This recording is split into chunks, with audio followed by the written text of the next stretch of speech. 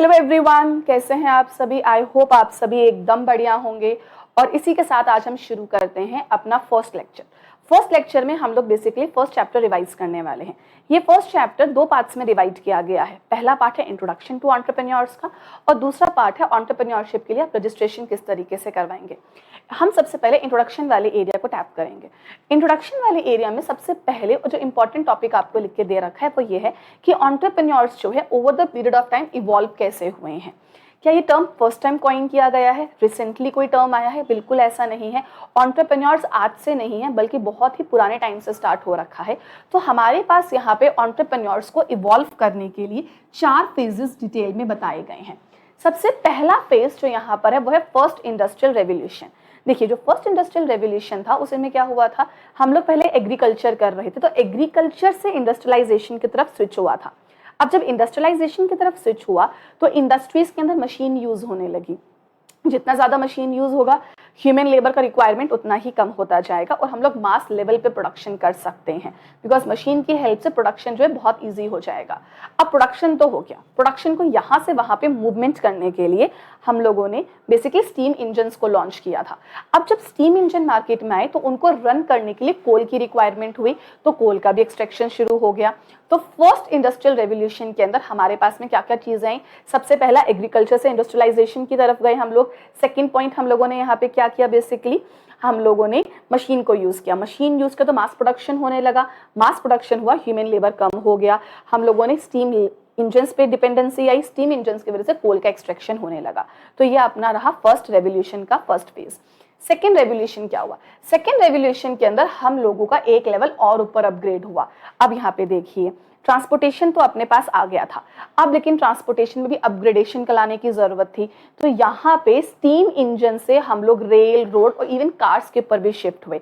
तो जब हम लोग कार्स तक पे शिफ्ट हो रहे हैं सेकेंड लेवल के अंदर, तो यहाँ पे हमको आयरन और स्टील की भी रिक्वायरमेंट पड़ेगी। तो कोल एक्सट्रैक्ट करने के साथ साथ सेकेंड लेवल के अंदर हम लोग आयरन और स्टील को भी एक्सट्रैक्ट करने लग गए थे। अब यहाँ पर अपने पास में आयरन आया, स्टील आया, तो इलेक्ट्रिसिटी की भी जरूरत पड़ेगी, ऑयल की भी जरूरत पड़ेगी, गैस की भी जरूरत पड़ेगी बिकॉज हमारे पास से मोड ऑफ ट्रांसपोर्टेशन बढ़ता जा रहा है। अब यहाँ पर अपने पास ट्रांसपोर्टेशन के साथ साथ टेलीकम्युनिकेशन का भी लेवल आया। टेलीकम्युनिकेशन हम लोग कैसे लिख रहे हैं, हम लोग चिट्ठियां लिख लिख के बातें कर रहे हैं। मतलब यहाँ पे टेलीग्राफ आ गया था मार्केट के अंदर और टेलीग्राफ के थ्रू कम्युनिकेशन स्टार्ट हो गया। अब देखो, ट्रांसपोर्टेशन फर्स्ट फेज में आ गया, सेकंड फेज में टेलीकम्युनिकेशन आ गया, तो ग्लोबलाइजेशन क्यों दूर रहेगा। तो सेकंड फेज में ही हम लोगों ने ग्लोबलाइजेशन भी स्टार्ट कर दिया था। सेकंड फेज में ग्लोबलाइजेशन मार्केट में आ चुका था। अब बात करते हैं अपने थर्ड फेज की। थर्ड फेज में क्या हुआ, थर्ड फेज आपका जो थर्ड इंडस्ट्रियल रेवोल्यूशन है उसके अंदर मार्केट में ना इंटरनेट आ चुका था। अब जब मार्केट में इंटरनेट आएगा तो हम सबको पता है कि इंटरनेट के साथ साथ मार्केट में कंप्यूटर्स के बिना इंटरनेट का क्या काम। फिर आपको मोबाइल फोन्स भी आ जाएगा, मोबाइल फोन आया तो सोशल मीडिया क्यों नहीं आएगा साथ में। ये वो फेज है जहां पर न्यूक्लियर एनर्जी तक मार्केट में इंट्रोड्यूस हो चुकी थी। फिर आता है अपना fourth industrial revolution. Fourth industrial revolution वो रेवोल्यूशन है जिस रेवोल्यूशन के अंदर हम लोग अभी है मार्केट के अंदर। ये जो आपका रिसेंट ट्रेंड चल रहा है जहां पर हम लोगों का डिपेंडेंसी जो है artificial intelligence, machine learning, basically connected devices, IoTs हो गए हैं, हम लोग इनके ऊपर फोकस कर रहे हैं। अब हम लोग रिन्यूएबल एनर्जीज की तरफ जा रहे हैं। अगर आप लोगों ने सुना हो तो हम लोग नॉन रिन्यूएबल एनर्जीज को कम से कम यूज करके रिन्यूएबल एनर्जीज को ज्यादा से ज्यादा यूज करने की बात कर रहे हैं। तो अगर एक चेन के अंदर हम लोगों ने देखा तो किस तरीके से फर्स्ट रिवोल्यूशन आया, फिर सेकंड आया, फिर थर्ड आया, फिर फोर्थ आया। देखो, की टर्म्स को ध्यान से समझते हैं क्या क्या लिखा हुआ है। सबसे पहला पॉइंट हमारे पास में फर्स्ट इंडस्ट्रियल रेवोल्यूशन आया। ये 18 से 19 सेंचुरी में आया था जहां पे शिफ्ट हुआ था एग्रीकल्चर से इंडस्ट्री की तरफ। इंडस्ट्री आया तो मशीन्स आएंगी, मशीन आएगा तो मास में प्रोडक्शन होगा और ह्यूमन लेबर आपका रिड्यूस होता जाएगा। यहाँ पे स्टीम इंजन आएगा, स्टीम इंजन आएगा तो कोल का भी एक्सट्रैक्शन करना पड़ेगा। फिर हमारे पास में आता है second revolution. Second industrial revolution में हम लोग कोल से स्विच होकर कहाँ आ रहे थे, इलेक्ट्रिसिटी, गैस एंड ऑयल की तरफ आ रहे थे। क्योंकि यहाँ पर rail, road, tracks to T cars तक बन रही है, इसलिए हमें किस चीज की भी रिक्वायरमेंट पड़ गई थी, स्टीम और आयरन की रिक्वायरमेंट भी है। यहाँ पर टेलीकम्युनिकेशन बेसिकली हम लोग टेलीग्राफ्स के थ्रू कर रहे थे। टेलीकम्युनिकेशन आ गया, ट्रांसपोर्टेशन आ गया, तो इस फेज में क्या भी आ जाएगा, ग्लोबलाइजेशन भी आ ही जाएगा। फिर अपने पास शुरू होता है हमारा थर्ड फेज। जो हमारा थर्ड फेज है ना, वो फेज एक्सटेंड रहा था 50 ईयर्स तक। अब इस थर्ड फेज में ना इंटरनेट मार्केट में आ गया था। अब जब इंटरनेट मार्केट में आया तो कंप्यूटर्स मार्केट में आएंगे, मोबाइल फोन्स मार्केट में आएंगे, सोशल मीडिया भी तो मार्केट में आएगा, और इस फेज में न्यूक्लियर एनर्जी पर भी फोकस होने लगा था। फिर आता है अपना सबसे लास्ट फेज रहता है अपना फोर्थ फेज वो फेज है जिस फेज में इस वक्त हम लोग मार्केट में हैं। इस फेज के अंदर कनेक्टेड डिवाइसेस हैं हमारे पास, डिजिटल ट्रांसपोर्टेशन है, डेटा एनालिटिक्स है, आर्टिफिशियल इंटेलिजेंस है, मशीन लर्निंग है। यहाँ अपना फोकस किस पे हो रहा है? रिन्यूएबल एनर्जी पर हम लोग फोकस कर रहे हैं। तो ये बेसिकली अपने 4 फेजेस हैं, 4 इंडस्ट्रियल रेवोल्यूशंस हैं कि किस तरीके से एंटरप्रेन्योरशिप इवॉल्व हुआ है from agriculture to the level जो आज के टाइम पे हम लोग हैं। थोड़ा सीक्वेंस में कनेक्टेड रखेंगे तो एमसीक्यू बहुत आराम से सॉल्व हो सकते हैं। अब देखिए अगला टॉपिक जो हमें यहाँ समझाया हुआ है वो टॉपिक है हमारे पास में टाइप ऑफ एंटरप्रेन्योर्स। अब देखो टाइप ऑफ एंटरप्रेन्योर्स में we have 5 type of entrepreneurs, पर इसमें सबसे इंपॉर्टेंट सिर्फ 3 टाइप ऑफ एंटरप्रेन्योर्स हैं हमारे यहाँ पे। सबसे पहले 2 इंपॉर्टेंट एंटरप्रेन्योर्स के बारे में डिस्कशन करेंगे। सबसे पहला पॉइंट जो हमें यहाँ लिख के दे रखा है वो है इनोवेटिव एंटरप्रेन्योर और दूसरा है इमिटेटिव एंटरप्रेन्योर। फर्स्ट 2 जो है हमारे पास में इनोवेटिव है, सेकेंड वन इज इमिटेटिव है। देखो इनोवेटिव कौन होते हैं? इनोवेटिव वो लोग होते हैं जो for the very first time market में किसी कॉन्सेप्ट को लॉन्च करते हैं, जैसे कि जोमैटो ने for the very first time market में कॉन्सेप्ट को लॉन्च किया था, वो था फूड डिलीवरी का कॉन्सेप्ट 2008 के अंदर। फिर कुछ टाइम बाद मार्केट के अंदर स्विगी आया। स्विगी ने 2014 के अंदर इस कॉन्सेप्ट को और ज्यादा ब्रॉडर ऑडियंस तक पहुंचाया था। यूजुअली ऐसे होते हैं, पहले मार्केट में पेटीएम आया, फिर मार्केट में फोन पे आया। जब फर्स्ट टाइम कोई प्रोडक्ट मार्केट के अंदर, एक नया पॉइंट मार्केट के अंदर लेकर आता है, एक नया कॉन्सेप्ट, नया आइडिया मार्केट में फर्स्ट टाइम लेके आता है, तो उसे हम बोलते हैं इनोवेटिव। ये यूजुअली वो लोग होते हैं जो मार्केट के अंदर प्रॉब्लम को समझते हैं, कस्टमर्स की प्रॉब्लम को समझते हैं, उनके पेन पॉइंट्स को समझते हैं, और उनके पेन पॉइंट्स को समझते हुए एक मार्केट के अंदर एक सॉल्यूशन लेकर आते हैं। ये अपॉर्चुनिटी ढूंढते हैं प्रॉब्लम्स के अंदर और एक सॉल्यूशन को लेकर आते हैं। हालांकि इनके अंदर बहुत ज्यादा रिस्क टेकिंग कैपेसिटी है, because they are the very first one जो मार्केट के अंदर एक नया प्रोडक्ट लॉन्च करने जा रहे हैं। फिर इनोवेटिव कौन से? ये तो हुए हमारे इनोवेटिव। फिर इमिटेटिव कौन से होते हैं? इमिटेटिव्स आर दोज वन जो इन्हीं के बनाए हुए प्रोडक्ट को रेप्लिकेट कर रहे हैं, मतलब कॉपी कर रहे हैं, लेकिन वो इस प्रोडक्ट को ज्यादा एफिशिएंट इनोवेटिव तरीके से वाइडर ऑडियंस तक लेके जा रहे हैं। जैसे पेटीएम मार्केट में आया तो काफी ज्यादा रिस्ट्रिक्टेड था, लेकिन जब फोन पे आया तो फोन पे ने डायरेक्टली एप्लीकेशन को बैंक अकाउंट के साथ कनेक्ट किया। जो पेटीएम था वो वॉलेट के थ्रू काम करवा रहा था, तो इन्होंने कॉन्सेप्ट वहीं से लेकर आए, लेकिन कॉन्सेप्ट को ज्यादा एफिशिएंट तरीके से मार्केट में यूज करवाया ताकि वाइडर ऑडियंस तक कॉन्सेप्ट को पहुंचाया जा सके। यहाँ ना रिस्क थोड़ा कम है, बिकॉज इनोवेटिव्स ऑलरेडी मार्केट में प्रोडक्ट को प्रूफ कर चुके हैं, तो इनको प्रूफ कुछ नहीं करना है, इनको उसी के अंदर नई चीजें लेकर आकर ज्यादा एफिशिएंसी के साथ, इंप्रूवमेंट्स के साथ वाइडर ऑडियंस को अट्रैक्ट करना है। देखो पॉइंट क्या लिखा हुआ है, innovative entrepreneurs they create their business. ये फर्स्ट वन है जो मार्केट में नया प्रोडक्ट या नया आइडिया लेकर आते हैं। ये प्रॉब्लम सॉल्वर्स हैं, ये मार्केट में एक प्रॉब्लम को देखते हैं, फिर उस प्रॉब्लम को झटपट सॉल्व कर देते हैं। फिर इमिटेटिव कौन होते हैं? इमिटेटिव फॉलो करते हैं सक्सेसफुल बिजनेस मॉडल को, ये उसी मॉडल को रेप्लिकेट करते हैं, कॉपी करते हैं, लेकिन with improving the efficiency and scalability of existing ideas। ये उसी सेम लेवल पर बिजनेस नहीं कर रहे, यहाँ पे रिस्क टेकिंग कैपेसिटी थोड़ा सा कम है, रिस्क पोटेंशियल थोड़ा सा कम है। They take their product to the wider audience, ये वाइडर ऑडियंस तक अपना प्रोडक्ट जो है वो लेकर जा रहे हैं। क्लियर है? ये 2 काफी इंपॉर्टेंट है, इस पर आपको एमसीक्यू देखने को मिल सकता है।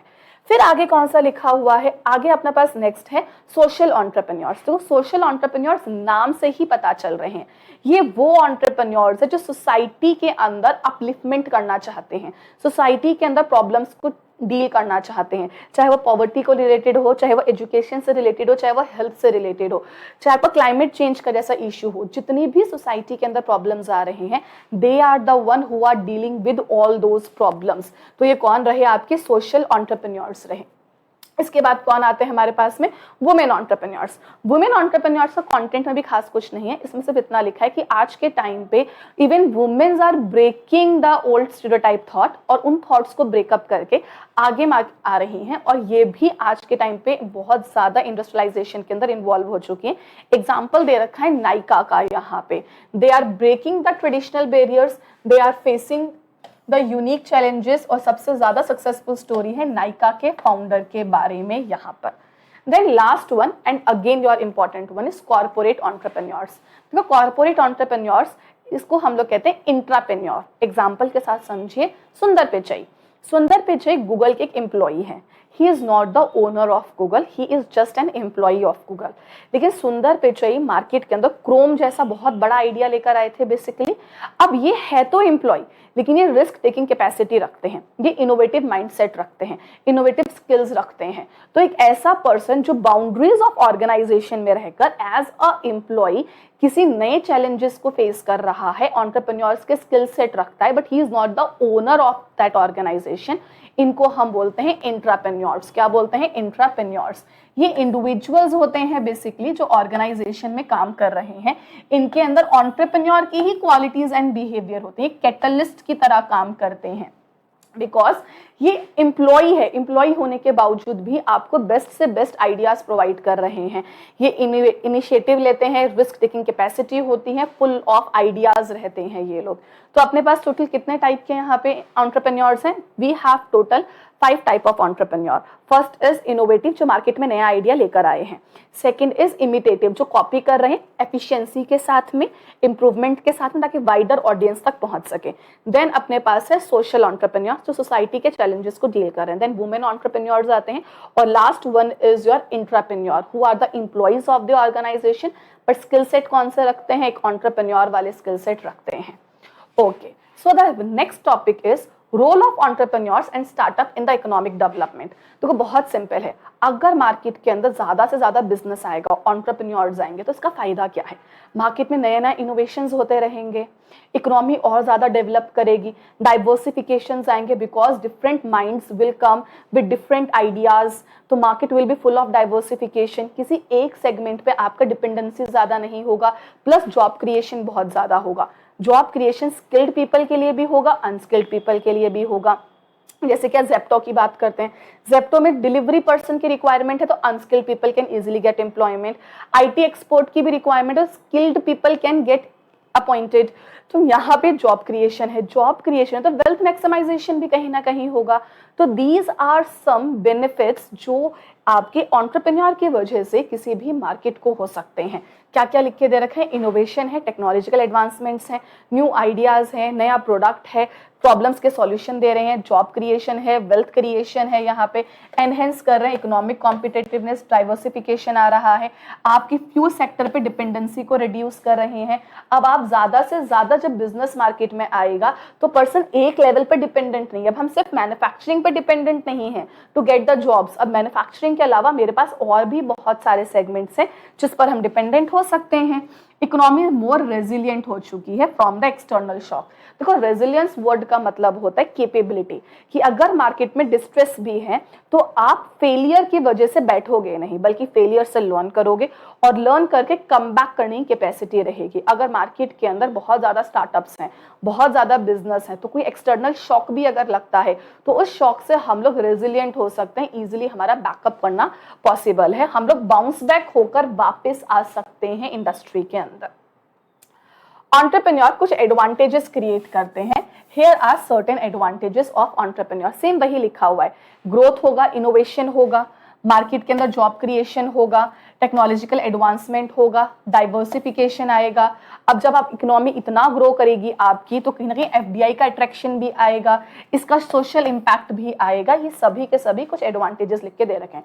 देखो advantages are just BCom level के एडवांटेजेस, तो आप इनको सिर्फ रीड करके रखिएगा ताकि आपको कहीं अगर कुछ दिख गया एमसीक्यू में तो it will be a good point, otherwise काफी कॉमन सेंस वाले पॉइंट्स थे ये। तो next point, skills of an entrepreneur. एक एंटरप्रेन्योर के पास में क्या क्या स्किल्स होने चाहिए? तो सबसे पहला स्किल जो बुक में लिखा हुआ है वो है एंटरप्रेन्योर एडेप्टेबल होना चाहिए। मार्केट में जो सिचुएशंस चेंज हो रही है, उन चेंजिंग सिचुएशंस के साथ में आपके एंटरप्रेन्योर के अंदर कैपेबिलिटी होनी चाहिए to change with that situation. जैसे जब मार्केट के अंदर ब्लिंकिट आया, ब्लिंकिट ने कहा था grocery in 15 minutes at your door step. अब अगर 15 मिनट में मेरे घर पे ग्रोसरी आ रही है, तो जो एग्जिस्टिंग प्लेटफॉर्म से जोमेटो हुआ, स्विगी हुआ, उन्होंने भी अपने आप को इसके साथ में चेंज किया। बिकॉज अगर चेंज नहीं करते तो कहीं ना कहीं उनकी सिचुएशन खराब हो जाती और वो मार्केट के अंदर एडवांटेज नहीं ले पाते, मार्केट में अपनी सिचुएशन को मेंटेन नहीं कर पाते। तो इसलिए आपके अंदर एडेप्टेबिलिटी होनी चाहिए। चेंजिंग मार्केट डायनामिक्स के साथ में आपके अंदर कैपेबिलिटी होनी चाहिए कि आप भी चेंजिंग सिचुएशन के साथ मार्केट के अंदर इजीली चेंज हो सकते हो। तो आपको एडजस्ट करनी है अपनी स्ट्रेटेजीज को according to changing business environment. In short आप एजाइल होने चाहिए। एजाइल वर्ड का मतलब होता है capability to change as per changing circumstances. आप एजाइल होने चाहिए। वर्ड क्या है? एजाइल। एमसीक्यूज में आपको यही वर्ड्स मिलेंगे। एडेप्टेबिलिटी शायद लिख दे, लेकिन वर्ड ज्यादा क्या देखने को मिलेगा? एजाइल। तो याद रखिएगा, एजाइल वर्ड का मतलब क्या होता है? चेंजिंग सिचुएशन के साथ खुद को भी चेंज करना।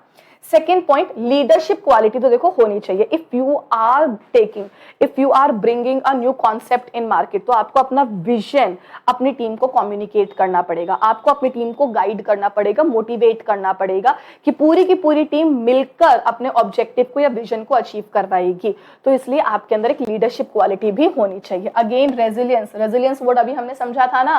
रेजिलियंस का मतलब आपको लर्न करना है फेलियर से। अगर बिजनेस में फेलियर है तो आप अगर रेजिलिएंट हो तो फेलियर से सीखोगे and you will bounce back, और बाउंस बैक करके आप और बेटर तरीके से बिजनेस करोगे। ये कैपेबिलिटी आई थिंक हम सीएज में बहुत ज्यादा होती है। कुछ भी हो, वी आर वेरी रेजिलिएंट। हम लोग क्या करते हैं? फेलियर से लर्न करते हैं एंड वी बाउंस बैक, और बाउंस बैक करके हम और बेटर प्रिपरेशन के साथ में आगे बढ़ते हैं। तो basically we have to learn from the failures. आपको बाउंस बैक करना आना चाहिए। You should be a good decision maker. Good decision maker, market में जो भी इंफॉर्मेशन अवेलेबल है, जो भी डेटा अवेलेबल है, डेटा से प्रॉपर डिसीजन एक्सट्रैक्ट करने की कैपेबिलिटीज आपके अंदर होनी चाहिए। नेक्स्ट आपके पास ना फाइनेंशियल लिटरेसी होनी चाहिए।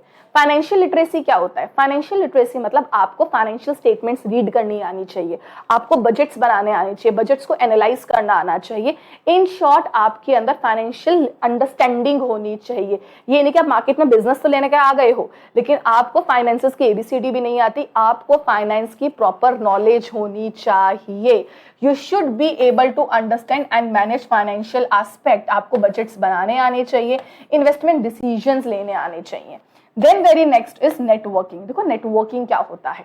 नेटवर्किंग का मतलब है आपका कैपेबिलिटी, आप कितने अच्छे से लोगों के साथ में कनेक्ट कर सकते हो। When you are in a business, it is very important कि आप अपने इंडस्ट्रियल पीयर्स के साथ में, इवन आप अपने कॉम्पिटिटर्स के साथ में, या फिर बैंक्स के साथ में, अदर फाइनेंशियल इंस्टीट्यूट्स के साथ में, हर किसी के साथ में आप इजीली कनेक्ट कर सको।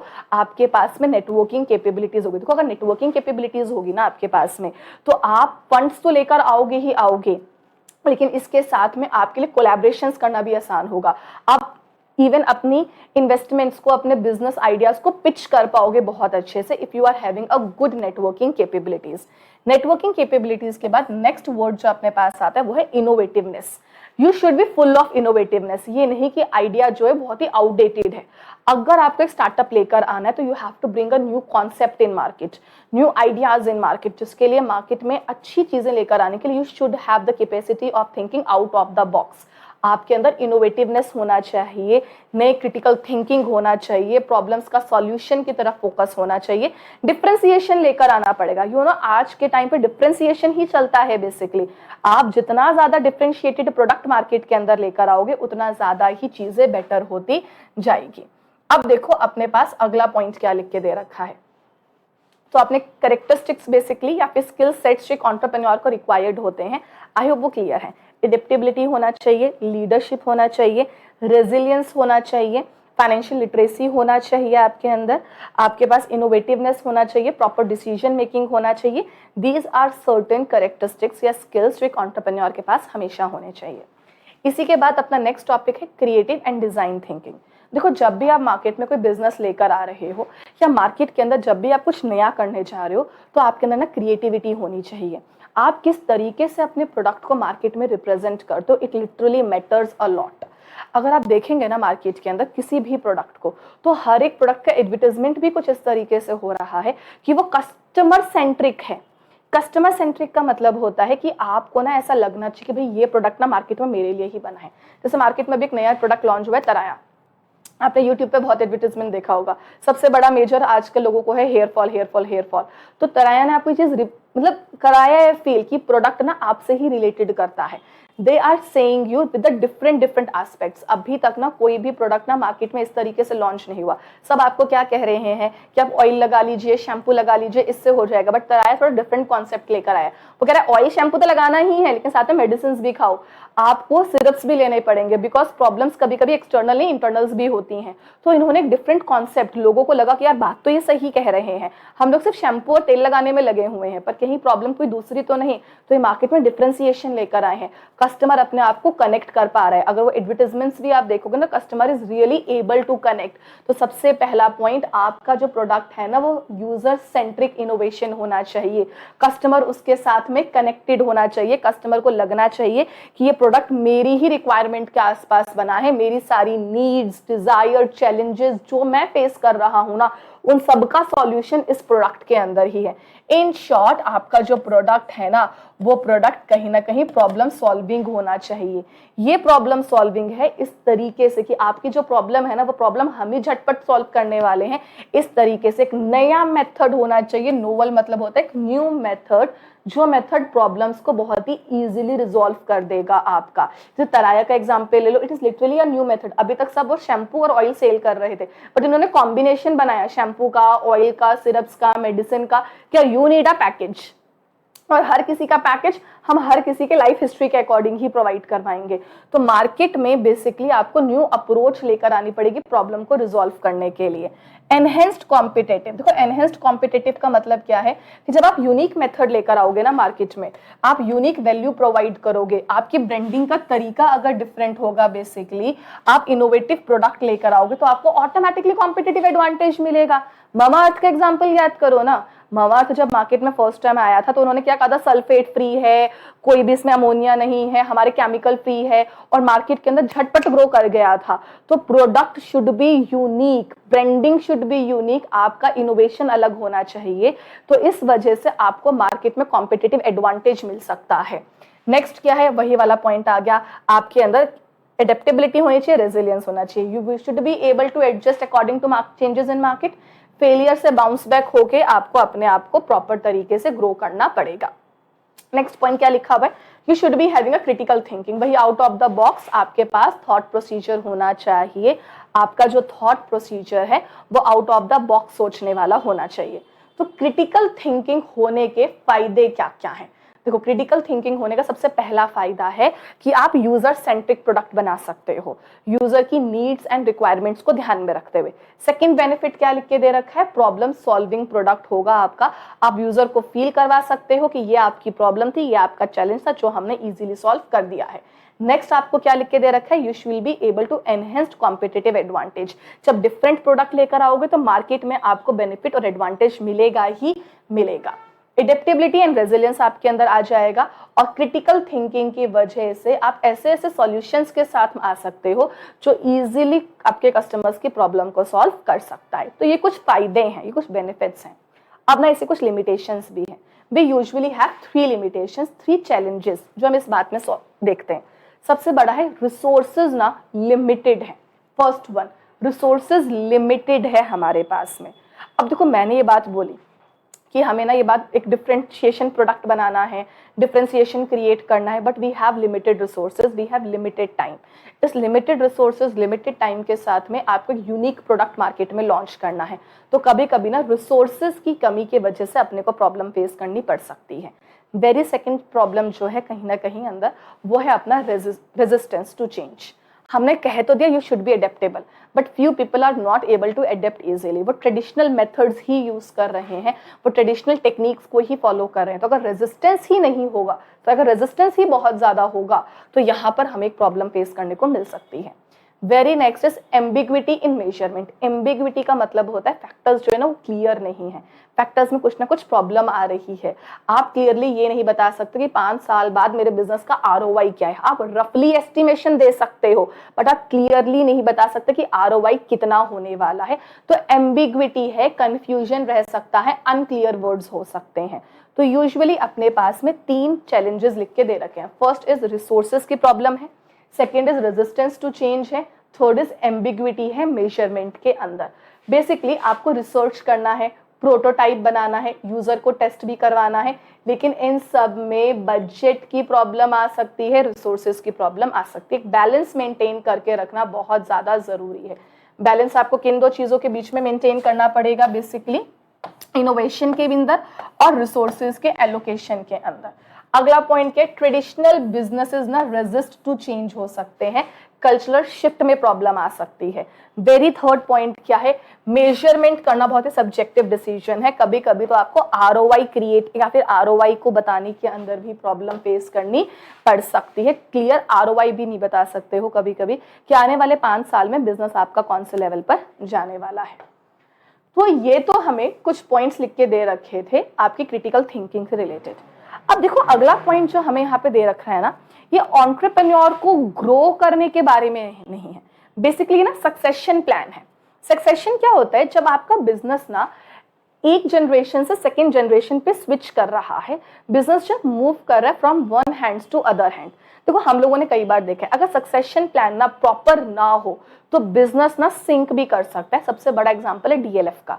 अगर आपका सक्सेशन प्लान एक प्रॉपर सक्सेशन प्लान नहीं है तो इस ट्रांजिशन फेज में from one generation to other आपका बिजनेस सिंक करेगा और करने के चांसेस बहुत ज्यादा है, आप ये भी कह सकते हो। तो इसीलिए इन्होंने हमें टॉपिक लिख के दे रखा है, succession planning and managing the family business. अब इस सक्सेशन प्लानिंग करने के लिए वी हैव सम स्ट्रेटेजीज कि किस तरीके से एक स्मूथ सक्सेशन प्लान किया जा सकता है। सबसे पहला पॉइंट जो इन्होंने बोला है ना, फैमिली के अंदर ना ओपन कम्युनिकेशन होना चाहिए। ओपन कम्युनिकेशन, फैमिली वैल्यूज को भी समझाओ, साथ में बिजनेस के विजन को भी समझाओ, दोनों ओवरलैप नहीं करना चाहिए। फैमिली वैल्यूज अपनी जगह है, बिजनेस का विजन अपनी जगह है। फैमिली में ना एक चार्टर बनाओ, चार्टर मतलब एक चार्ट बनाइए कि किस पर्सन की क्या रिस्पॉन्सिबिलिटी रहने वाली है, यंगर सन की क्या रिस्पॉन्सिबिलिटी रहेगी, एल्डर सन की क्या रिस्पॉन्सिबिलिटी रहेगी। अगर आप क्लियरली ये बात डिस्टिंग्विश कर दोगे ना तो बिजनेस को सक्सेशन की तरफ लेके जाने में दिक्कत नहीं आएगी, बिकॉज कॉन्फ्लिक्ट के चांसेस बहुत कम हो जाएंगे। आपको इंश्योर करना है कि जो फैमिली की वैल्यूज हैं और जो बिजनेस का विजन है they should be separated. Family की प्रॉब्लम्स कभी बिजनेस में नहीं जाना चाहिए, जिसके लिए आपको ऑन द टेबल बैठ के क्लियरली कम्युनिकेट करना जरूरी है। क्लियरली अपने फैमिली मेंबर्स के साथ में ट्रांसपेरेंसी के साथ बात करना बहुत ज्यादा जरूरी है। फर्स्ट पॉइंट हमें क्या लिख के दे रखा है यहाँ पे, transparent communication and the family governance. Open discussions करना है, यहाँ पे ओपनली डिस्कशंस होंगी हर एक चीज के। फैमिली वैल्यूज आपको रखना है, लेकिन साथ ही साथ विजन ऑफ बिजनेस को भी आर्टिकुलेट करना है कि फ्यूचर में मेरा बिजनेस कहाँ जा रहा है। फैमिली के अंदर आपको कॉन्स्टिट्यूशन बनाना है, एक चार्टर बनाना है, जो कॉन्स्टिट्यूशन और चार्टर आउटलाइन करेगा responsibilities and decisions of the family. Regularly family की मीटिंग्स रखो, ऑन द टेबल बैठो, ताकि इजीली बातें कम्युनिकेट करी जा सके। फिर हमारे पास आता है सेकंड मेथड। वो सेकंड मेथड है प्रोफेशनलिज्म को इन्वॉल्व करना। बेसिकली ऑन द टेबल बैठ के सिर्फ फैमिली मेंबर्स आपस में डिस्कशन मत करो, आप ना इसमें एक्सटर्नल पीपल्स की हेल्प लो, एक्सटर्नल पीपल्स को इन्वॉल्व करो, और साथ ही साथ आप इस बात के ऊपर भी फोकस करो कि जो नेक्स्ट जनरेशन है ना, they should be properly educated, उनके पास फॉर्मल एजुकेशन होना चाहिए। अगर आपने कभी नोटिस किया हो तो अपने पास जितनी भी बिजनेस फैमिलीज हैं, either it is Ambanis, Tatas, ठीक है, बिरलाज, ये लोग क्या करते हैं, ये अपने आने वाली जनरेशन्स को ना प्रॉपर बिजनेस एजुकेशन के लिए फॉरेन कंट्रीज में भेजते हैं, ताकि वहां से ना ये प्रॉपर बिजनेस एजुकेशन लेकर आ सके, और उस बिजनेस एजुकेशन की हेल्प से ये बिजनेस को आगे एक लेवल आगे और लेके जा सके।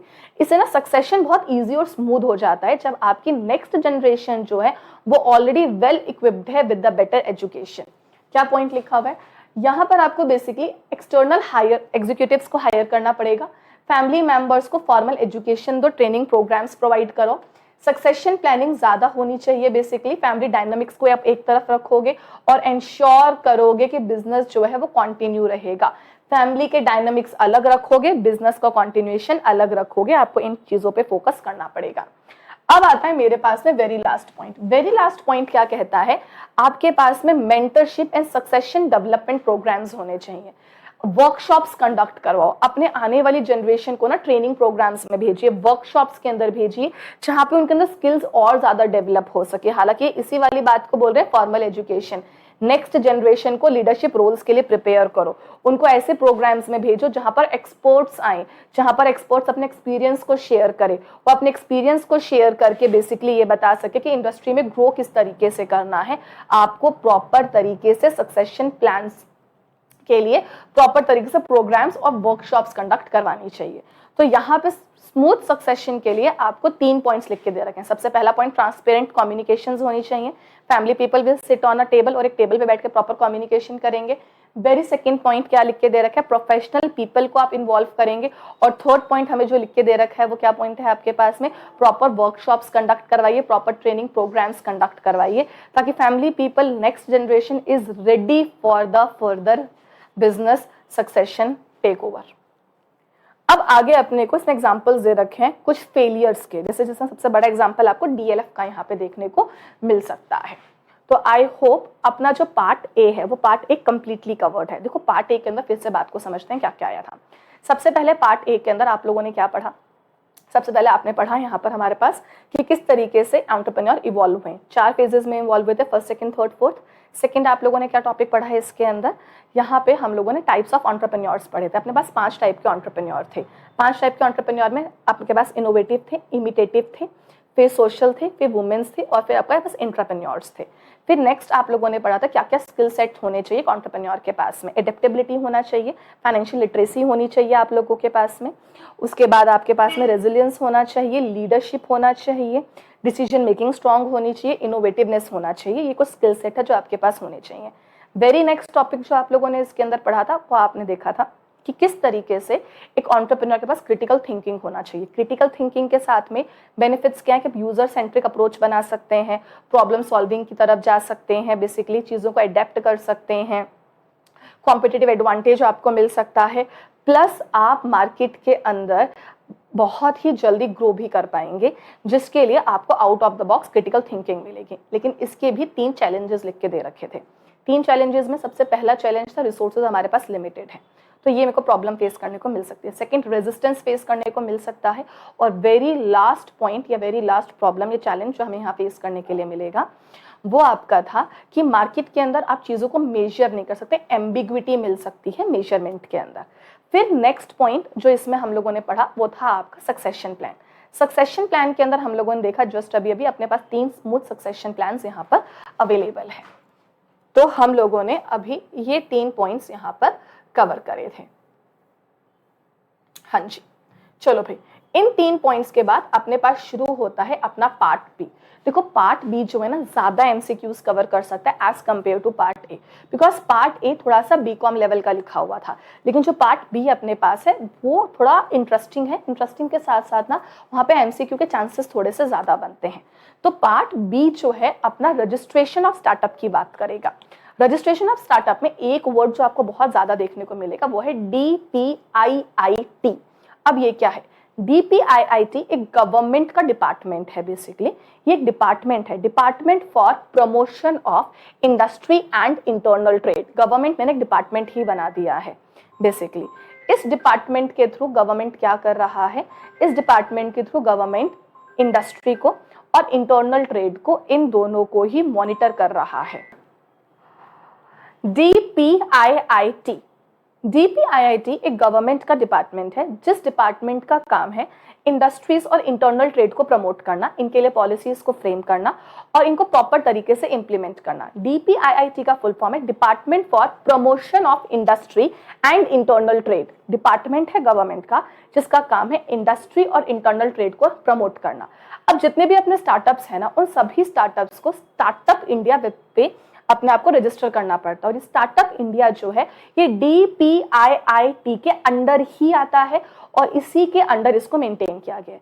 अब देखो किसी भी स्टार्टअप को रजिस्टर करने के लिए सबसे पहले एक एप्लीकेशन फाइल करनी पड़ती है, जिस एप्लीकेशन में 3 चीजें होनी चाहिए। पहला आपका बिजनेस क्या है, आप क्या इनोवेशन लेकर आए हो और आप क्या स्टार्टअप की डेफिनेशन को, क्या उसके क्राइटेरिया को फुलफिल कर रहे हो या नहीं। ध्यान से रखना, MCQ के काम आएगा। स्टार्टअप को अपने आप को रजिस्टर करने के लिए एक एप्लीकेशन फाइल करनी है। एप्लीकेशन में कितनी बातें लिखोगे? 3। पहला पॉइंट बिजनेस क्या है आपका, सेकंड पॉइंट इनोवेशन क्या लेकर आए हो आप लोग, और वेरी थर्ड पॉइंट इसमें क्या लिखो, क्या आप क्राइटेरिया ऑफ स्टार्टअप को फुलफिल कर रहे हैं या फुलफिल नहीं कर रहे हैं। देखो फटाफट से स्क्रीन पे देखते हैं इसके बारे में क्या लिखा हुआ है हमारे पास में। क्या लिखा हुआ है, department for promotion of industry and internal trade is your DPIIT। क्या है ये आपका, department for promotion of industry and internal trade. इसका काम है फॉर्मुलेट करना और इंप्लीमेंट करना पॉलिसीज को। हर एक स्टार्टअप को रजिस्टर करवाना पड़ेगा स्टार्टअप इंडिया पोर्टल के ऊपर ताकि उसे रिकॉग्नाइजेशंस और बेनिफिट्स मिल सके। एप्लीकेशन के अंदर 3 बातें लिखनी कंपलसरी है। पहला पॉइंट क्या लिखना कंपलसरी है, बिजनेस क्या है। सेकंड, इनोवेशन क्या है, कि आप स्टार्टअप की क्राइटेरिया को फुलफिल कर रहे हैं या नहीं, इस बात को भी चेक करना पड़ेगा। नेक्स्ट आपको क्या लिख के दिया, वंस यू गॉट रजिस्टर्ड, तो रजिस्टर होने के बाद में आपको क्या क्या बेनिफिट्स मिलने वाले हैं। देखो सबसे पहला बेनिफिट रजिस्ट्रेशन के बाद जो मिलेगा वो मिलेगा आपको टैक्स बेनिफिट।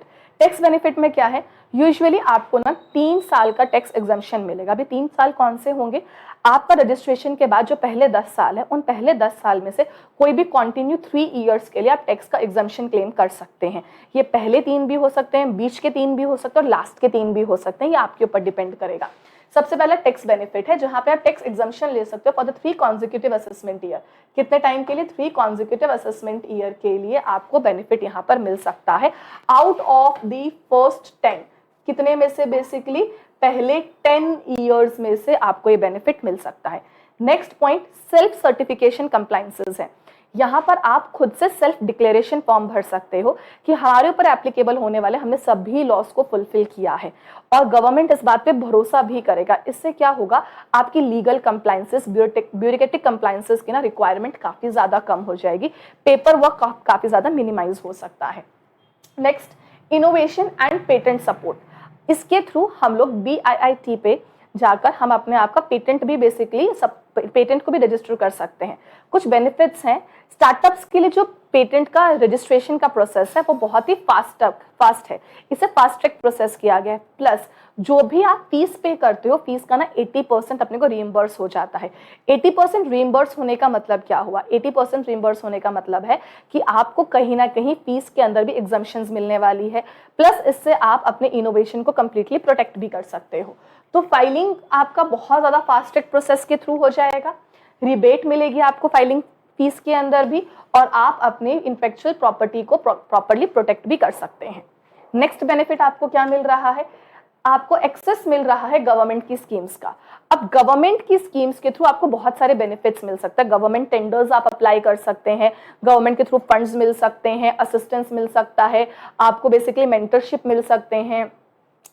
आपको यहाँ पे बाकी एरियाज में जाके, बाकी कहते हैं ना पिचिंग प्रोग्राम्स में जाके, इवेंट्स में जाकर आप वहाँ पे अपना आपको रिप्रेजेंट भी कर सकते हैं, नेटवर्किंग भी बेटर कर सकते हैं। तो आपको कोलैबोरेशंस एंड पार्टनरशिप का भी यहाँ पर बेनिफिट मिल रहा है। बेसिकली फंडिंग सपोर्ट मिल रहा है, रिसर्च के लिए ग्रांट्स मिल रहे हैं और गवर्नमेंट के प्रोग्राम्स को आप अटेंड भी कर सकते हैं बहुत ही इजीली। नेटवर्किंग एंड कोलैबोरेशंस हमने ऊपर भी डिस्कस कर लिया था। बाइंडिंग अप का प्रोसेस इजी हो गया है। स्टार्टअप्स अपने आप को 90 डेज के अंदर बाइंड अप करवा सकते हैं IBC एक्ट के अंदर। याद रखना कितने डेज में बाइंड अप हो सकता है, टोटल आपका 90 डेज के अंदर बाइंड अप हो सकता है। फास्टर गवर्नमेंट प्रोक्योरमेंट, जैसे मैंने कहा था गवर्नमेंट के टेंडर्स भी आपको इजीली यहाँ पर मिल सकती है। Recognisation and visibility is the next advantage. अगर आप स्टार्टअप इंडिया पे रजिस्टर्ड हैं तो वहां पे अगर आपका नाम रिफ्लेक्ट कर रहा है ना, आपकी क्रेडिबिलिटी ऑटोमेटिकली बढ़ जाएगी। लोग आप पे भरोसा करेंगे कि इस पर्सन ने स्टार्टअप के सारे क्राइटेरियाज को फुलफिल किया है। क्राइटेरिया को फुलफिल करा, अभी हम क्राइटेरियाज पढ़ेंगे, अगला टॉपिक वही है। क्राइटेरिया को फुलफिल किया, क्राइटेरिया को फुलफिल किया तो पर्सन ट्रस्टवर्दी होगा, आप उसके साथ में बिजनेस कर सकते हैं। तो बेसिकली क्रेडिट वर्दीनेस बढ़ाता है, आप इजीली मार्केट में लोगों को विजिबल हो, अट्रैक्टिव हो, क्योंकि आप ट्रस्टवर्दी हो तो आप एक बेटर ऑप्शन हो बिजनेस डील फाइनल करने के लिए। इन्वेस्टमेंट एंड फंडिंग ऑपरेशंस आपको इजीली मिल जाएगा। Plus skill development and training, as I said अगर आप रजिस्टर्ड हो तो आप अलग अलग इवेंट्स को, सेमिनार्स को अटेंड कर सकते हो। आपके पास सभी के इनवाइट्स आने स्टार्ट हो जाएंगे। तो जब आप इन अलग अलग प्रोग्राम्स को अटेंड करते हो तो आपकी स्किल्स ऑटोमेटिकली डेवलप हो सकती है। तो ये कुछ बेनिफिट्स थे जो आपको स्टार्टअप रजिस्टर करवाने से मिल सकते हैं। अब जैसे कि हमने कहा था रजिस्ट्रेशन के लिए कुछ क्राइटेरिया होता है। क्राइटेरिया में सबसे पहला क्राइटेरिया है इंडस्ट्री टाइप। इंडस्ट्री टाइप में देखो, either you should be a private limited company और you should be a firm. Firm के अंदर पार्टनरशिप फर्म और LLP। अगर पार्टनरशिप फर्म हो तो you should be a registered partnership firm. तो पहला पॉइंट प्राइवेट लिमिटेड कंपनी, दूसरा LLP, तीसरा अगर पार्टनरशिप है तो it should be a registered partnership. Age of startup up to 10 years होनी चाहिए, 10 साल से ऊपर स्टार्टअप की एज नहीं होनी चाहिए। स्टार्टअप का एनुअल टर्नओवर कभी भी 100 करोड़ को एक्सीड नहीं करना चाहिए। आपका प्रोडक्ट में इनोवेशन होना चाहिए। एज आई सेड, स्टार्टअप तभी है जब आप मार्केट के अंदर कोई नया इनोवेशन, कोई नया डेवलपमेंट लेकर आ रहे हो, तो आपके प्रोडक्ट में इनोवेशन होना चाहिए, नया डेवलपमेंट होना चाहिए। अब ना इन 3 पॉइंट्स को ध्यान से सुनना, ये लास्ट के 3 पॉइंट। सबसे पहला पॉइंट क्या बोलता है, you should have a certification by internal ministerial board. आपके पास में IMB का एक सर्टिफिकेशन होना चाहिए। ये सर्टिफिकेशन बेसिकली आपके इनोवेशन को ना वैलिडेट करता है कि हाँ आपका इनोवेशन आपका ही है, मतलब आपने बेसिकली से किसी से कॉपी नहीं किया है और you are the very first person जो मार्केट में कॉन्सेप्ट लेकर आ रहा है। इस तरीके का सर्टिफिकेशन होना चाहिए। Second point, you should have a recommendation letter. ये रिकमेंडेशन हमें कौन देगा, ये रिकमेंडेशन लेटर हमको ना इंक्यूबेटर्स देंगे। इंक्यूबेटर्स आर ऑर्गेनाइजेशंस, जो ऑर्गेनाइजेशंस गवर्नमेंट के थ्रू अप्रूव्ड होती हैं। इन अप्रूव्ड ऑर्गेनाइजेशंस को हम अपना प्रोडक्ट बताएंगे, अपना इनोवेशन बताएंगे, अपना पूरा बिजनेस प्लान बताएंगे। उसके बाद ये हमें रिकमेंडेशन लेटर देगा। अगर ये रिकमेंडेशन लेटर हमारे पास में है तो अपने लिए रजिस्ट्रेशन क्राइटेरिया और भी आसान हो जाता है। नेक्स्ट क्या है, letter of funding. In case आपके पास में लेटर ऑफ रिकमेंडेशन नहीं है तो आपके पास में क्या रहेगा, लेटर ऑफ फंडिंग होना चाहिए। लेटर ऑफ फंडिंग भी आपको इंक्यूबेटर से ही लेना है। ध्यान से रखना, ये इंक्यूबेटर जो है ना basically they should be registered. ये इंक्यूबेटर्स रजिस्टर्ड होने चाहिए सेबी के साथ में। ये MCQ पूछा हुआ MCQ है बेसिकली कि आपके जो इंक्यूबेटर्स हैं ना, ये इंक्यूबेटर्स रजिस्टर्ड इंक्यूबेटर्स होने चाहिए। क्लियर है बेसिकली। तो क्राइटेरिया की तरफ एक बार फिर से चलते हैं। सबसे पहला पॉइंट क्राइटेरिया में लिखा था कि आपका एंटिटी का टाइप क्या होगा, private limited company, partnership firm होना चाहिए या फिर LLP होना चाहिए। सेकंड, आपका टर्नओवर 100 करोड़ को एक्सीड नहीं करना चाहिए। थर्ड पॉइंट, आपका एज 10 ईयर्स से कम होना चाहिए। आपका इनोवेटिव प्रोडक्ट होना चाहिए। इनोवेटिव प्रोडक्ट के साथ साथ आपके पास 3 चीज और होनी चाहिए। पहला पॉइंट, आपके पास में एक सर्टिफिकेट होना चाहिए IMB की तरफ से जो वैलिडेट करेगा आपके इनोवेशन को। सेकंड, इसके अंदर लेटर ऑफ रिकमेंडेशन होना चाहिए। इंक्यूबेटर्स आर ऑर्गेनाइजेशंस बेसिकली जो गवर्नमेंट के थ्रू ऑथराइज्ड होते हैं। वो इंक्यूबेटर्स के थ्रू आपके पास में एक रिकमेंडेशन लेटर जो है वो उसी फॉर्मेट में होगा जो फॉर्मेट DPIIT आपको ऑथराइज करके दे रहा है। फिर लेटर ऑफ फंडिंग तब चाहिए आपको बेसिकली जब आपके पास में लेटर ऑफ रिकमेंडेशन नहीं है।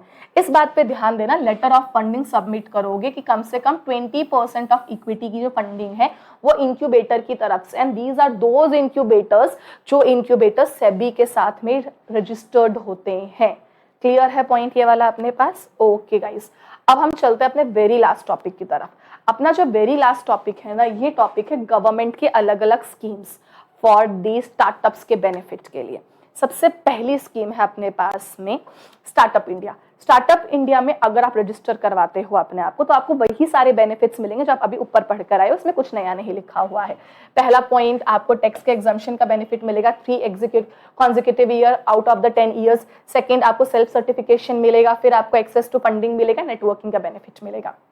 अगला market important, it is your stand up India. Stand up India ध्यान रखना, स्टार्टअप इंडिया अलग है, स्टैंड अप इंडिया अलग है।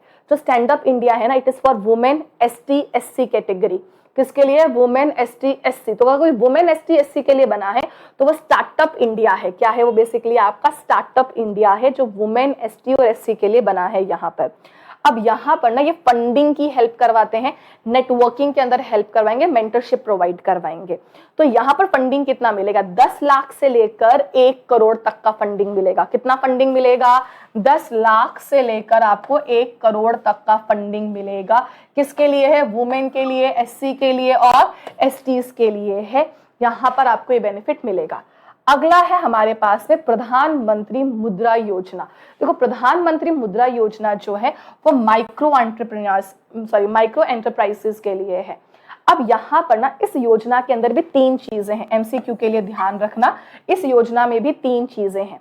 सबसे पहले आता है आपके पास में शिशु, फिर आएगा आपके पास में किशोर, फिर आएगा आपके पास में तरुण। क्या आएगा? शिशु, किशोर, तरुण। शिशु इज अप टू 50,000 रुपीज का आपको लोन मिल सकता है। किशोर क्या रहेगा?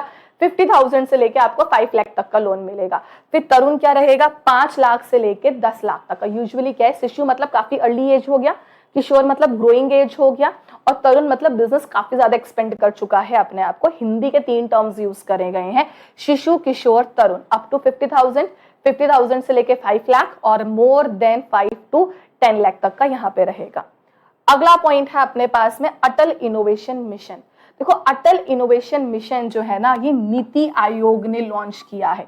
किसने लॉन्च किया है इसको, नीति आयोग। याद रखना बेसिकली आपकी अटल नीति है। क्या याद रखोगे, अटल नीति है। अटल नीति है से क्या याद रहेगा कि ये अटल जो आपका इनोवेशन मिशन है, अटल इनोवेशन मिशन जो है नीति आयोग ने लॉन्च किया है। एमसीक्यू के लिए ध्यान रखना, अटल नीति है।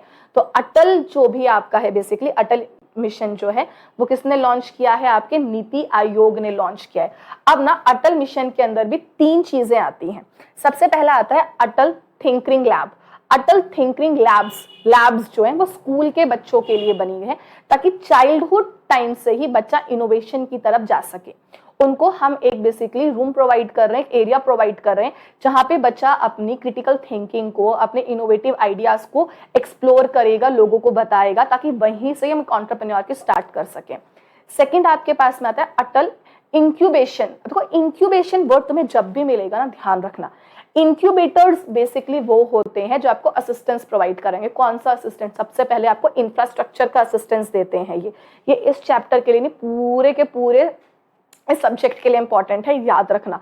जब भी इंक्यूबेटर वर्ड लिखा है तो इंक्यूबेटर का मतलब है ये आपको इंफ्रास्ट्रक्चर प्रोवाइड करवाएंगे, इंफ्रास्ट्रक्चर में रिसर्च लैब्स प्रोवाइड करवाएंगे, रिसर्च लैब्स के साथ साथ यहाँ पर आपको असिस्टेंस मिलेगा, फाइनेंशियल असिस्टेंस मिलेगा, आपको बेसिकली मेंटरशिप मिलने वाला है। तो ये पूरा का पूरा पैकेज होता है इंक्यूबेटर, जहाँ पे इंफ्रास्ट्रक्चर भी मिलेगा, मेंटरशिप भी मिलेगा, फाइनेंशियल हेल्प भी मिलने वाली है। You will get each and everything. फिर है अटल न्यू इंडिया चैलेंज, जहाँ पे इनोवेशन को प्रमोट करेंगे। तो अपने पास इन टोटल 3 है। अटल थिंकिंग लैब स्कूल के स्टूडेंट्स के लिए है, इंक्यूबेशन सपोर्ट स्टार्टअप करने के लिए है, बेसिकली हर तरीके का सपोर्ट यहाँ मिलेगा, और अटल न्यू इंडिया चैलेंज जो है क्रिटिकल चैलेंजेस को सॉल्व करने के लिए। Very last make in India. देखो मेक इन इंडिया जब आया था मार्केट में तो ट्रेंड हुआ था कि सब कुछ इंडिया में ही मैन्युफैक्चर करना है, मेक इन इंडिया, मेक करना है इंडिया में, मैन्युफैक्चरिंग करनी है इंडिया में। तो इस मिशन को जब लेकर आए थे तो यहाँ पर मैन्युफैक्चरिंग के लिए लेकर आए थे। हमारा एक विजन था कि हम इंडिया को ना बेसिकली ग्लोबल मैन्युफैक्चरर बनाना चाहते हैं, जिसने स्टार्टअप्स की ग्रोथ के लिए काफी ज्यादा बेनिफिशियल प्रूव किया है अपने आप को। तो इन टोटल अपने पास गवर्नमेंट की तरफ से 5 स्कीम्स हैं। सबसे पहली स्कीम है स्टार्टअप इंडिया। स्टार्टअप इंडिया में रजिस्ट्रेशन करा के सारे ऊपर वाले बेनिफिट्स मिलेंगे। फिर stand up India. Stand up India किसके लिए था, वुमेन, एसटी और एससी के लिए था, जहां पर आपको 10 लाख से ज्यादा, 10 लाख से लेकर 1 करोड़ तक का लोन मिल सकता है। सेकंड आपके पास में कौन सा आया था, बेसिकली प्रधानमंत्री की योजना आई थी। प्रधानमंत्री योजना माइक्रो एंटरप्राइजेस के लिए आई थी, जहां पे कितनी चीजें कवर करी गई थी, 4 चीजें कवर करी गई थी, 3 चीजें कवर करी गई थी, शिशु, किशोर और तरुण। 50,000 से कम, 50,000 से 5 लाख, 5 लाख से 10 लाख। फिर अपने पास आया था अटल, AIM, ठीक है। अटल, अटल से क्या याद रखेंगे हम लोग, अटल नीति है। तो अटल किसने लॉन्च किया था, नीति आयोग ने लॉन्च किया था। इसमें भी 3 है, थिंकिंग लैब स्कूल स्टूडेंट्स के लिए, इंक्यूबेशन सेंटर सपोर्ट्स के लिए, और क्रिटिकल थिंकिंग प्रॉब्लम्स को सॉल्व करवाने के लिए। लास्ट कौन सा अपने पास में, लास्ट है अपने पास make in India. Make in India, manufacturing India के अंदर हम लोगों को प्रमोट करना है, ताकि इंडिया जो है ग्लोबल लेवल का मैन्युफैक्चरर बन सके। ओके एवरीवन, आई होप हमने टॉपिक्स को इतनी बार बोला है ना कि कुछ बातें तो क्लास में ही आपके माइंड में बहुत अच्छे से बैठ गई होगी। Okay everyone, bye bye, have a very nice day.